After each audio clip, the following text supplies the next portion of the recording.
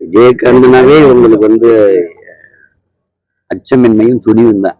அவர் எதுக்கும் பயப்பட மாட்டாரு.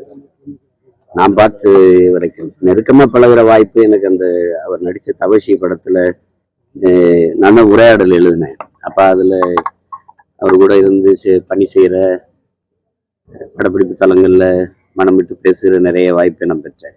அதுக்கு முன்னாடி எங்க அப்பா மணிவண்ணன் அவங்க எல்லாம் நண்பர்களா இருந்தபோது, நாங்க திரைத்துறையில் இருக்கும்போது நட்பு இருந்தாலும் கூட நெருக்கமான பழக்கம் தான் எங்களுக்கு ஏற்பட்டது.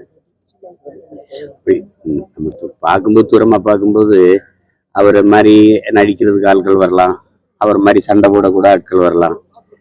ஆனா அவரை மாதிரி சிறந்த மனிதர் வருவது ரொம்ப கடினம். அதுவும் திரையுலகில் இருந்து கொண்டு புகழின் உச்சிக்கு போய் வந்த பிறகு அது அந்த தலையில ஏறாம பார்த்துக்கிட்டாரு.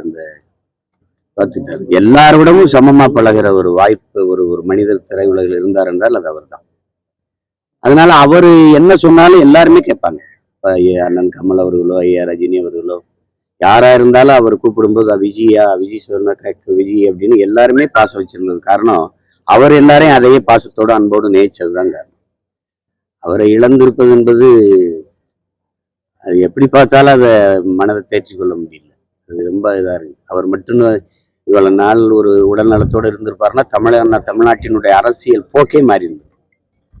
மாத்தினவர் தான் ஒரு முதல் தேர்தலே 6 விழுக்காடு தொற்று. அப்ப பாராளுமன்றத்துல 10.5 விழுக்காடு ஏறி போறதுங்கிறது, அதுவும் ஜெயலலிதா, கருணாநிதி போன்ற பெரிய தலைவர்கள் இருக்கும்போது அது பெரிய துணிச்சல் வேணும். அதனாலதான் சொன்ன அவர் துணிச்சல்காரர், பயப்பட மாட்டார். எதற்கும் கடுமையான உழைப்பாளி. வெயில், மழை, பனி, பசி, பட்டினி, உறக்கம் என்ன 3 நாள் 4 நாள்லாம் தூங்காமலாம் நடிப்பாரு. அந்த இதெல்லாம் தமிழ் திரையுலகில் எந்த நடிகருக்கு இருக்காது. அப்படிப்பட்ட ஒரு இளைஞன் அவரு. அதெல்லாம் தாண்டி ஆகச்சிறந்த மனிதர். நல்ல மனிதர்னு ஒரு வார்த்தையில அடக்கி விட முடியாது. ஆகச்சிறந்த மனிதர், பெரிய பண்பாளர், எளிமையா இருப்பாரு.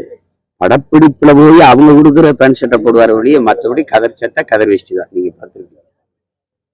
ரொம்ப எளிமையா இருப்பாரு. அது சாதாரணமா சும்மா எல்லாரோட உட்காந்து சாப்பிடுறது பேசுறது அப்படி இயல்பான மனிதர். திரையில பாக்குற அந்த கம்பீரமான மனிதர் இல்லை. ஆள் தான் அப்படி கம்பீரமா இருப்பார் வழியே, உள்ளுக்குள்ள ரொம்ப குழந்தையான ஒரு மனம் கொண்டவர் அவர். அது இப்படி பார்த்தாலும் அது எப்படி இப்ப இயற்கை ஒரு பேரழிவை நமக்கு தந்ததோ, அவருடைய இழப்பும் ஒரு பேரிடரும் இழப்பும் தான்.